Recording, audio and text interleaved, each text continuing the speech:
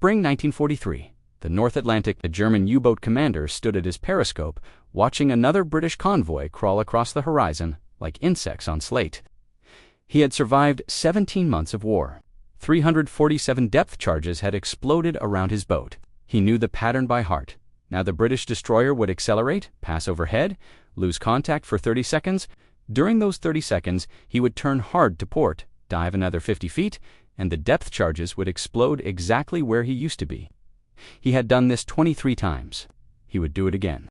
Before we dive deeper into this story, if you're enjoying this journey through history, hit that like button and subscribe to stay connected with more untold stories from the war. And drop a comment below telling us where you're watching from. We love hearing from our community around the world. Your support keeps these stories alive. What this commander did not know, what no German naval officer yet understood, was that the Royal Navy had just deployed a weapon that would change everything. A weapon so effective that German submariners who survived attacks could not even identify what hit them. A weapon that would prove 10 times deadlier than every depth charge the British had dropped. And in the coming months, as his fellow commanders vanished beneath the waves without explanation, without survivors, without trace, he would realize that the comfortable mathematics of survival had become obsolete. The hunters had learned to strike while watching. The 30-second window of escape had closed forever. By the end of 1942, German U-boats had sent more than 1,300 Allied merchant ships to the bottom, not 1,300 tons, 1,300 ships. Each one carried food, fuel, ammunition, tanks, aircraft, everything Britain needed to survive. In March 1943 alone, German submarines sank 567,000 tons of Allied shipping. This was their peak, their finest hour. Winston Churchill would later call the Battle of the Atlantic the dominating factor all through the war. Never for one moment could we forget, he said, that everything happening elsewhere depended ultimately on its outcome. Today, the liberation of Europe, victory itself, impossible if the supply lines were cut. The mathematics of destruction were simple and brutal. A Type 7 U-boat carried 14 torpedoes. Each convoy had 30 to 50 merchant ships. The odds favored the hunter. German submarine commanders were enjoying what they would later call the happy time. They had learned to exploit a fatal weakness in British anti-submarine tactics, a weakness so predictable it had become routine. Every time a British destroyer attacked with depth charges, the submarine had a window of escape, a gift of 30 seconds when the hunter became blind. The destroyer would detect the submarine using ASDIC, the echolocation system the Americans called sonar. The destroyer would close in, accelerate to attack speed. But ASDIC had a blind spot. The beam tilted downward at a shallow angle. It could not look directly beneath the ship, so at about 300 yards range, when the destroyer passed over the submarine, contact was lost. For 20 to 30 seconds, the submarine vanished from British sensors. During those 30 seconds, the submarine commander acted hard, turn to port or starboard, dive deeper, change speed, point the bow toward the attacker to reduce the sonar reflection. By the time the depth charges exploded, he had moved. Not far, perhaps 50 yards. But in the ocean, 50 yards was the difference between death and survival. The depth charges themselves had another fatal limitation. Each charge weighed 300 to 600 pounds, packed with high explosive. They sank at about 12 to 16 feet per second. A depth charge set for 200 feet took 20 to 30 seconds to reach that depth. During that time, the submarine was taking evasive action, and when the charges finally exploded, they had to detonate within 14 feet of the submarine to cause fatal damage. 14 feet. In the darkness of the North Atlantic, 300 feet down, finding a submarine within 14 feet was what one British report called a matter of luck. The statistics told the story with brutal honesty. In the first months of the war, depth charges achieved a 5% success rate. 5 attacks in 100 resulted in a kill. In normal combat conditions, this dropped to 3%. A single depth charge pattern had a 3% lethal probability. But it got worse. Every time the depth charges exploded, they created a massive acoustic disruption, millions of tiny bubbles, a wall of noise that made ASDIC completely useless for 15 minutes. The submarine could slip away behind this acoustic smokescreen. British destroyers often assumed they had scored a kill when they saw oil on the surface, but the oil was a ruse pumped from the submarine's tanks. The U-boat escaped undetected. One U-boat 427 survived 678 depth charges in a single month in April 1945. 678 explosions, and the boat lived. The Royal Navy conducted 5,174 depth charge attacks during the war. These attacks sank 85 U-boats. 5,000 attacks, 85 kills. This was a success rate of 1.65%. It took an average of 60 attacks to sink a single submarine. Each attack used 6 to 14 depth charges. Hundreds of explosives expended for each kill. By early 1943, the situation was critical. U-boats were sinking ships faster than Britain could replace them. Unless something changed, Britain would lose the war not through invasion, but through starvation and isolation. Someone had to find a better way. That someone was a 37-year-old Canadian chemist named Charles Frederick Goodhue, born in Neepawa, Manitoba. Goodhue had earned his doctorate in chemistry at University College London. When war broke out, he joined the Royal Navy Volunteer Reserve as a lieutenant commander. His specialty was what the Navy called miscellaneous weapons development. Others called his department the Weasers and Dodgers. Goodhue preferred a different description, cutting through red tape by any means necessary. Goodhue had already proven his worth, developing the degaussing technique that protected Allied ships from magnetic mines. Now, in spring 1941, he was looking at the depth charge problem, and he saw something everyone else had missed. The problem was not the explosive. The problem was the delivery method. British destroyers were attacking from behind. They had to pass over the submarine, lose contact, then hope the charges sank to the right depth at the right location. What if, Goodhue wondered, we could attack from ahead, fire the weapon forward while we still had sonar contact, keep the submarine in sight throughout the entire attack. Enter Lieutenant Colonel Latham Valentine Stuart Blacker. 54 years old in 1941, Blacker was a career Army officer who had served in India, Afghanistan, Turkestan, Russia. He had learned to fly in 1911, one of the first certified pilots in Britain. More importantly, he was an inventor in the 1930s. Blacker had developed something called a spigot mortar. Instead of firing a projectile from a tube, the spigot mortar used a rod that fitted inside the projectile. When fired, the projectile traveled up the rod and launched forward. The system was simpler, lighter, more reliable than conventional mortar. Introduced to Goodhue through military intelligence connections, Blacker agreed to try adapting his spigot mortar for naval use. The two men, along with their team at the Directorate of Miscellaneous Weapons Development, began work. They faced enormous challenges. The projectile had to be heavy enough to sink quickly, but light enough to fire from a ship. It had to penetrate the water without breaking apart. It had to sink vertically, not slide sideways. It had to detonate only on contact with a submarine hull, not on impact with the water.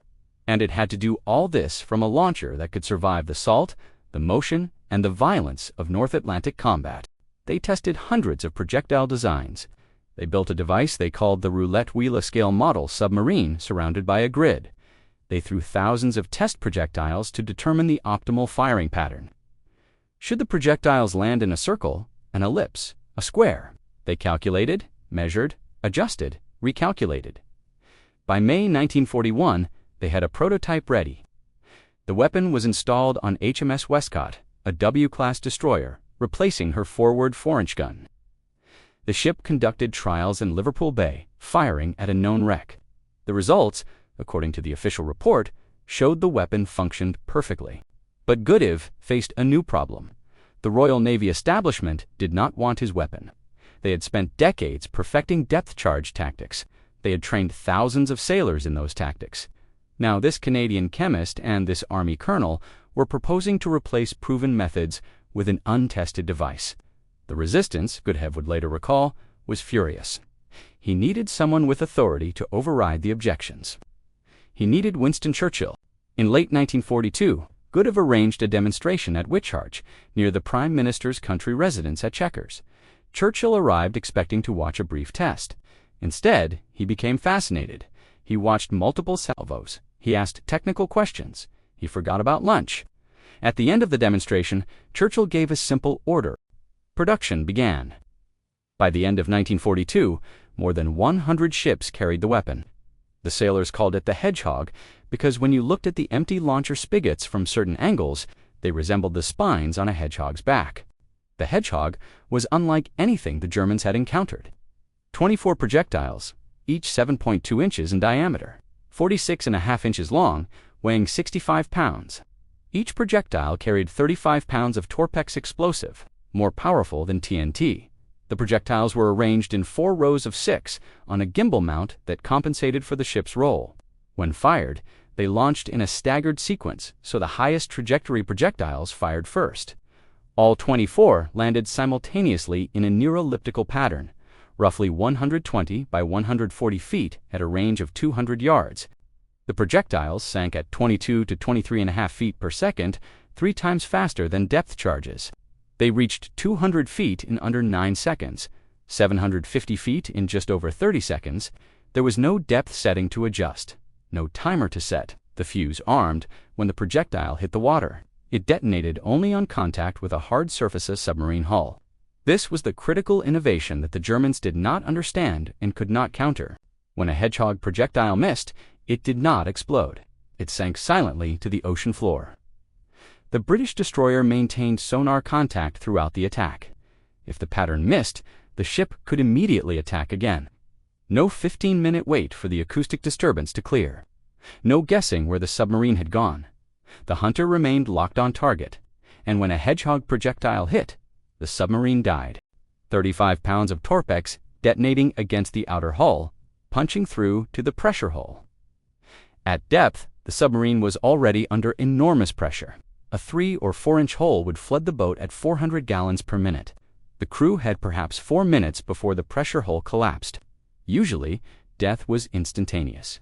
The first confirmed Hedgehog kills came in late 1942 and early 1943.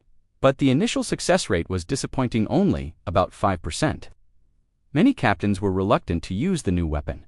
They trusted their depth charges. Some did not understand how Hedgehog worked. The Admiralty issued a directive requiring captains to explain why they had not used Hedgehog in attacks. The breakthrough came in mid-1943. The Royal Navy established intensive training at HMS Ferret in Londonderry, Northern Ireland. Crews learned to integrate Hedgehog with improved sonar. They learned the optimal attack geometry, the precise moment to fire. They learned to trust that silent misses meant they could attack again immediately.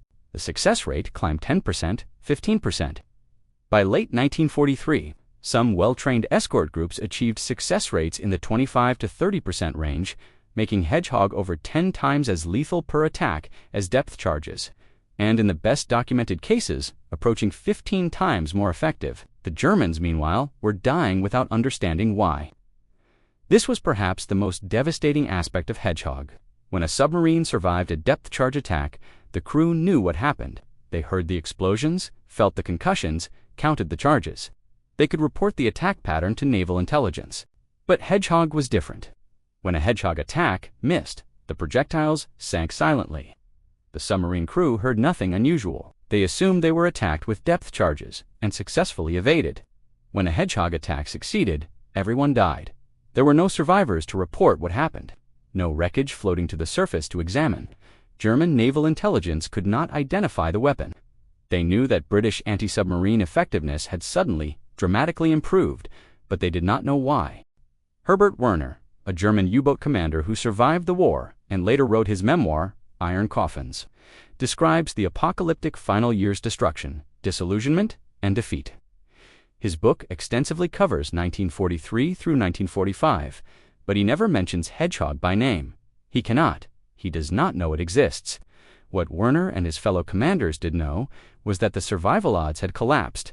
In 1942, U-boats could expect to survive multiple patrols. By 1943, survival had become unlikely. By 1944, it was nearly impossible. Of 842 operational U-boats, 779 would be sunk, a loss rate of 92.5%. Of 39,000 U-boat personnel, 28,000 would die, a casualty rate of 75%. May 1943 marked the turning point.